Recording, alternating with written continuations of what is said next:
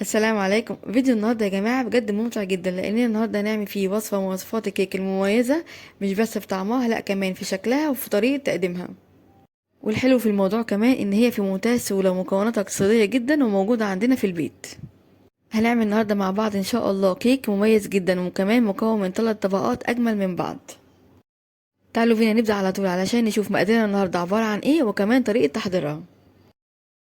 بس قبل ما نبدأ اعملوا لايك للفيديو ده على طول علشان يوصل لأكبر عدد من الناس، وكمان لو انتوا لسه جداد على القناة اشتركوا فيها وفعلوا جرس التنبيهات علشان يوصل لكم الإشعار بكل الوصفات الجديدة. يلا بينا نبدأ. هنسمي الله، وزي ما اتفقنا كده يا جماعه في اول الفيديو، النهارده مقاديرنا بجد اقتصاديه جدا ومفيش ابسط منها. معايا هنا طبق عميق اضيف فيه، معايا هنا كوبايه من السكر بودر، هضيف كمان عليه بيضايه، وكمان معايا معلقه صغيره من الفانيليا. ما تستغربوش جدا النهارده الفيديو بتاعنا بيضه واحده او كيك بتاعنا بيضه واحده بس. انا حبيت بجد النهارده ان الفيديو بتاعنا يكون اقتصادي على الاخر. هقلب بقى كده كل المكونات دي كده كويس جدا مع بعض لحد اللون ما يفتحي معايا ويبقى هش وخفيف بالشكل ده، زي ما حضراتكم كده شايفينه بالظبط. بعد ما خلطت كل المكونات كويس جدا والخليط بتاعي بقى لونه فاتح بالشكل ده، معايا بقى هنا كمان نص كوبايه من الزيت. هضيفها بقى على الخليط واقلبها كمان كده دقيقتين 3 لحد ما تندمج مع باقي المكونات بالشكل اللي حضراتكم شايفينه معايا ده. لو وصلتوا بقى معايا للمرحله دي من الفيديو اوعوا بجد تنسوا اللايك، لانه هيفرق جدا في الفيديو بتاعنا النهارده عشان يوصل لاكبر عدد من الناس، وكمان الفيديو بتاعنا مميز جدا جدا. بعد كده بقى هبدأ اضيف كمان معايا هنا معلقة كبيرة من الخل. الخل هنا يا جماعة بيخلي الخليط بتاعي لونه فاتح، وكمان الكيك بتاعي يطلع هش وخفيف جدا.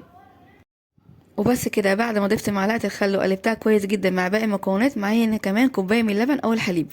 ممكن كمان يا جماعة نستبدل اللبن او الحليب بكوباية من المية، عادي جدا مش هتفرق خالص معاكي في الوصفة. هقلب بقى كوباية الحليب او اللبن بالشكل ده مع باقي المكونات. وبس كده خلاص، بعد ما جهزت خليط المواد السائله، معايا هنا كمان كوبايتين من الدقيق. انخل بقى يا جماعه الدقيق بتاعي كويس جدا قبل ما ابدا استخدمه، وكمان استخدم دقيق تكون نوعيته كويسه. هضيف على الدقيق معلقه كبيره من بيكنج باودر وكمان رشه من الملح. بعد كده هبدا اضيف كده هنا معايا معلقتين كبار من كاكاو. انخل الكاكاو بتاعي يا جماعه كويس جدا قبل ما استخدمه، وكمان استخدمت النهارده كاكاو خام يعني بدون سكر. هقلب بقى كل المكونات دي كده كويس جدا مع بعض لحد ما اوصل لقوام الكيك المظبوط. بعد ما خلطنا كل المكونات كويس جدا مع بعض، ده كده هيكون قوام الكيك بتاعنا النهارده. هشيل بقى المضرب اليدوي واجيب كده معلقه واسباتيولا واقلب بقى الخليط بتاعي كده من فوق لتحت علشان اتاكد مفيش اي تكتلات ولا اي رواسب خالص في الخليط بالشكل اللي حضراتكم شايفينه معايا ده. وبكده يا جماعه يكون جهزنا النهارده اجمل والذ خليط كيك اللي بجد هتجربوه هيعجبكم جدا. حبيت بقى ان الكيك بتاعنا النهارده يكون شكله مختلف ومميز جدا في التقديم، فسويتها في طواجن صغيره حضراتكم شايفينها دي. طبعا انا دهنه الطواجن دي بالزيت قبل ما ابدا استخدمها. هضيف بقى كده الخليط بتاعي في الطواجن، يعني هامله كده نص الطاجن، وكمان ممكن نقدمها في صينيه او نسويها في صينيه عادي جدا، هو تغيير في الشكل مش اكتر. حبيت بقى يكون طعم الشوكولاته ظاهر او قوي جدا في طعم الكيك بتاع النهارده، فكان عندي كده حبات من شوكولاته شيبس ضفتها كده للطواجن قبل ما ابدا ادخلها الفرن. والخطوه دي كمان يا جماعه ممكن تستغنى عنها، يعني مش هتفرق خالص برضه معاكي، بس هي بتزود الطعم اكتر. هنتكلم بقى عن التسويه. هندخل الطواجن بتاعتنا فرن ساخن مسبقا على درجه حراره 180، وطبعا هنكون مشغلين الفرن قبلها كده ب10 دقايق، وهنحط الصينيه بتاعتنا في الرف الاوسط. وقت التسويه بتاعتها في الفرن هيكون من 30 ل 35 دقيقه. بعد كده ممكن نختبرها بخله او عود خشبي، لو طلع معانا نضيف مفيهوش اي عجين خالص يبقى كده الكيك بتاعنا استوى وبقى تمام. ده كده هيكون شكلها بعد ما طلعتها من الفرن. بص بقى معايا ما شاء الله، هي طريه قد ايه، هشه خفيفه جدا. اول بقى ما نطلعها من الفرن هنسيبها تهدى معانا تماما قبل ما نبدا نشربها بالخليط اللي معايا ده. الخليط ده عباره عن ايه يا جماعه؟ معايا نص كوبايه من ميه، ضايفه عليه كده معلقه صغيره من كاكاو الخام. ممكن كمان نضيف كده نص معلقه صغيره من السكر معاهم، وهقلبهم كويس جدا مع بعض.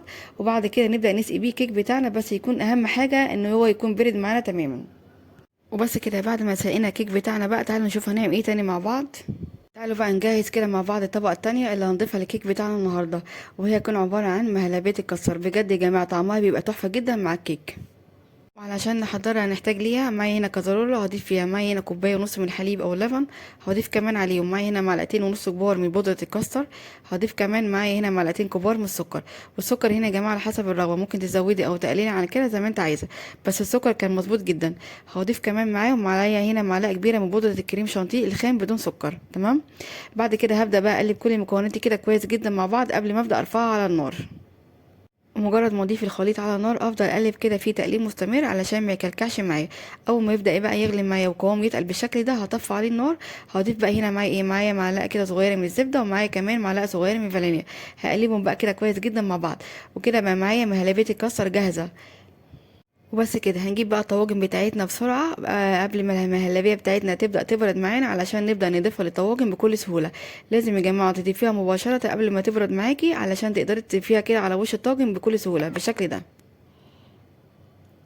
بعد بقى ما ضفنا مهلبية الكسر للطواجن بتاعتنا، بص بقى معايا ما شاء الله بقى شكلها حلو قد ايه، وكمان الطعم احلى. هسيبها بقى كده تبرد في التلاجة حوالي نص ساعة لحد ما نجهز الكريم شانتيه اللي احنا هنضيفه للوش الطاجن بتاعنا النهارده. وعلشان اجهز الكريمه هحتاج ليها معايا هنا كوبايه من كريم شانتيه الخام يعني بدون سكر. هضيف كمان عليه نص كوبايه من الميه الساقعه متلجه جامد جدا، ويفضل يكون فيها قطعه من التلج كده بسيط. هضيف كمان عليهم معلقتين كبار من السكر. هقلب بقى كل المكونات دي كويس جدا او اضربها بالمضرب الكهربائي بالشكل ده لحد قوام الكريمه ما يتقل معايا يكون جاهز بالشكل اللي حضراتكم شايفينه معايا ده. بس كده ضربنا بقى الكريمه بتاعتنا كده حوالي كده 5 دقايق لحد ما قوامها ما تقل ومعايا كده. بصوا بقى معايا ما شاء الله. هسيبها بقى كده في التلاجة شويه قبل ما ابدا استخدمها. بعد بقى ما جهزنا الكريمه بتاعتنا هضيفها كده في كيس حلواني بالشكل ده علشان طبعا اقدر اضيفها كده لوش الطاجن بكل سهوله.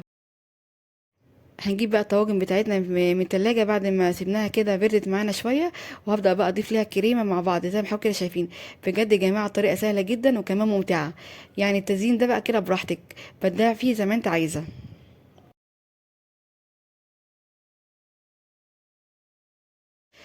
ده كده هيكون شكل الطواجن معايا بعد ما ضفت لها الكريمه بالشكل ده. بصوا بقى معايا ما شاء الله شكلهم حلو جدا.